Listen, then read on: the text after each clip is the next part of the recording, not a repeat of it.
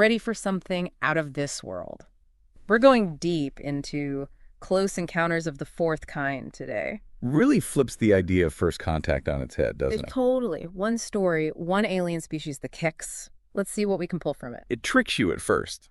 Like you're getting a classic sci-fi setup, then bam, everything you thought you knew, gone. Yeah, you kind of expect the typical aliens, but... But Firesmith uses those twists to make you think about our biases, especially about gender, how we view other cultures. Exactly. Like with the Keks, first glance, they're almost familiar. Right. Humanoid, got their villages, hunters and gatherers. Lulls you into this, oh, I get these guys feeling. That's the genius. Yeah. He makes them relatable, so you start assuming, then reveals how truly alien they are. Biology, society, the whole works. And speaking of assumptions, that all-female first contact team, bold move. Minister Henderson, right? Story says it was to avoid misunderstandings. But it makes you wonder. Why an all-woman team is the safe bet says a lot about us, not just them. For sure. Yeah. And we haven't even landed on planet yet, this water world, all islands and reefs. Gorgeous, but then the Kix see the humans, and they're the weirdos. Deformities, they call it no tails, no webbed hands, none of that. Firesmith flips the script. Suddenly, we're the odd ones out. It's humbling. We think we're the norm, but... Kix even have a saying, don't ask a fish to climb a mountain.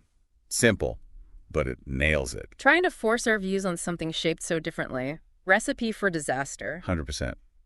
At first, though, things seem okay. They're exchanging info, languages, even sharing meals. But then, Dr. Resnick, the biologist, she notices something. Uh-oh, what'd she find? Almost all the adult Keks Yeah. seem pregnant. All the time. Now that's weird, even for aliens. At first you think, okay, alien biology, whatever. But Firesmith plants that seed of doubt. Makes both the characters and Dee, the reader, go, hold on.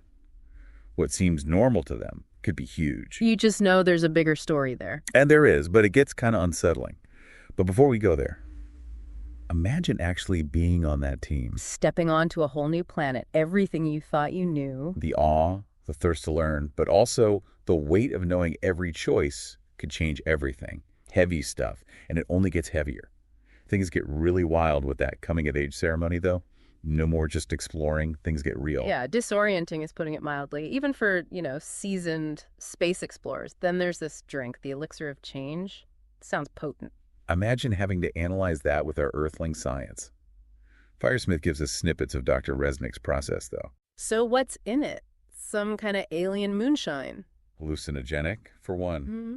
But there are other things that seem to, supercharge serotonin, dopamine, messing with human brains, basically. And those side effects. Waking up with fuzzy memories, no clothes. Kind of says it all. Yeah. Things got intimate. But under the influence, informed consent gets really hazy. Huge ethical dilemma. How do you navigate cultural differences when those differences include, that? Exactly. And it gets even thornier. Multiple team members end up pregnant. And no human guys around. Oh boy, here we go. Talk about a mystery. Dr. Resnick, she's on the case. You can feel her drive to figure it out, kind of mirroring us as readers wanting answers. And what Firesmith reveals? It's wild.